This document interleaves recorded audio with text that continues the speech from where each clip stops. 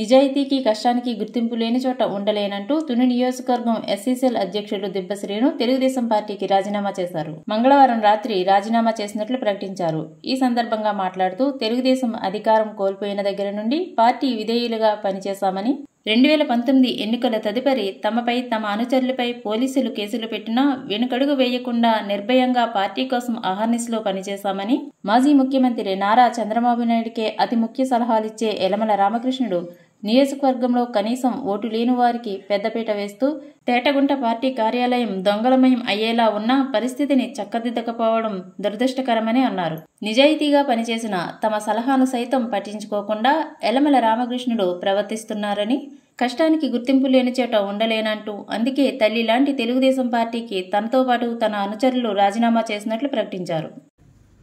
నా జీవితంలోనే ఇది చాలా బాధాకరమైన రోజు. ఏంటంటే తెలుగుదేశం పార్టీలో 83 నుంచి మా నాన్నగారు పనిచేసుకుంటూ వచ్చారు. మధ్యలో ఈ పార్టీ వల్ల, ఈ గొడవల వల్లే కాలం చేశారు. కానీ మేము ఇక్కడ పార్టీకి పనిచేస్తూ ఉన్నాం. కానీ ఈ రోజుని 2019 నుంచి కష్టకాలంలో ఎన్ని కేసులు పెట్టినా, ఎన్ని దెబ్బలు తిన్నా వీడకుండా పార్టీకి పనిచేసాం.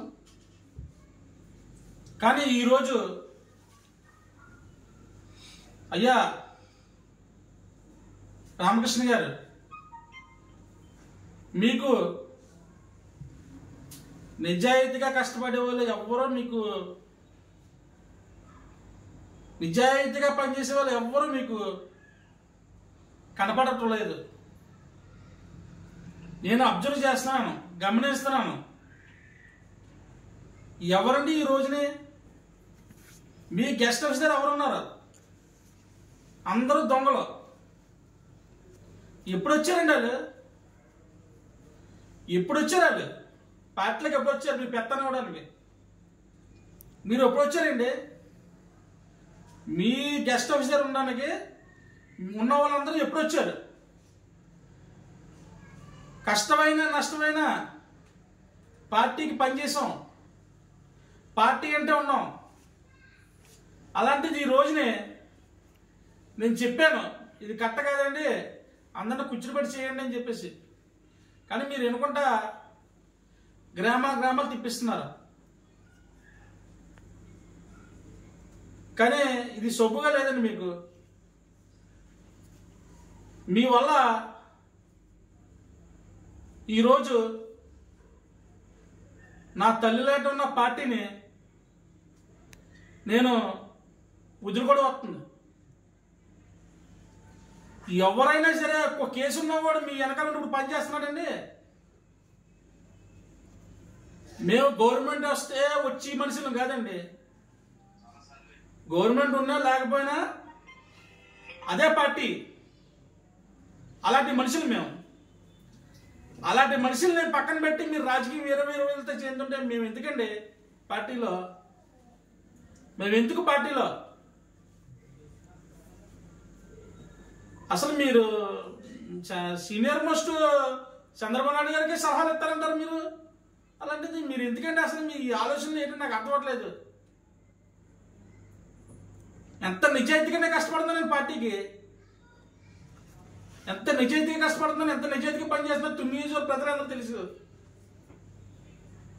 ఈ రోజు నాకు యాంటీగా తయారు చేస్తారా? నాకు యాంటీగా తయారు చేస్తారా? వాళ్ళు ఎవరో వలస బ్యాగ్స్ లో చెప్తుంటే పార్టీలు మారి వచ్చిన వాళ్ళు చెప్తే నాకు యాంటీగా మీరు తయారు చేస్తారా? నన్ను నమ్ముకొని ఎంతమంది ఉన్నారండి కుర్రోలు, ఎంతో మంది ఉన్నారు నన్ను నమ్ముకొని. ఈరోజు వీటిలో వీళ్ళందరూ నన్ను నమ్ముకొని ఉన్నారు. వీళ్ళందరికీ న్యాయం చేయాలంటే నేను నాతో పాటు కేసులతో పాటు నడిచిన వీళ్ళందరూ నా మీద ఎన్ని కేసులు ఉన్నాయో అలాగే 7 కేసులు పెట్టిన వాళ్ళు ఉన్నారు. అలాంటిది ఈ రోజున మీరు ఎవరెవరినో తయారు చేసి ఎవరికెవరికో పెత్తనాలు అప్పచెప్పి అంటే మేమెందుకంక 2019 నుంచి పనులు చేసి 2019 నుంచి కేసులు పట్టుకుని పని చేస్తే మేమెందుకండి? నాకేం అర్థం అవ్వట్లేదు మీ రాజకీయం నాకేం అర్థం అవ్వట్లేదు. మీ దగ్గర ఉన్న వాళ్ళు అందరూ దొంగలు, ఓట్లు లేనోళ్ళు తుని నియోజకవర్గంలో ఓట్లు లేనోళ్ళు వచ్చి పనిచేస్తున్నారు మీ దగ్గరికి. తర్వాత ఇంకో విషయం అండి, ఈ రోజునే ఎవరో మీ కుటుంబ సభ్యులు ఒకరు వచ్చి నన్ను దెబ్బసీని తొక్కేస్తాను అది అన్నారు. ఒరే బాబు నీకు చెప్తున్నా, నేను ఈరోజు పార్టీకి రాజీనామా చేస్తున్నాను. నేను దమ్ము ధైర్యం ఉంటే రా, నువ్వు గవర్నమెంట్ వచ్చేద్దా అన్నా కదా, గవర్నమెంట్ వచ్చిద్దా నన్ను వచ్చి ఏం పీకేస్తావా, నేను రెడీయే. ఇలాంటివన్నీ భయపడి దెబ్బసీని కాదు ఇక్కడ, ఇవన్నీ తట్టుకొని పైన ఉన్నవాడే. కానీ ఒకటి, అక్కడ ప్రవర్తన, అక్కడ విధానాలు నాకు నప్పలేదు. నన్ను నప్పగా నేను ఈరోజు నా తల్లిలాంటి ఉన్న పార్టీని నేను వదులుకున్నాను ఈరోజు.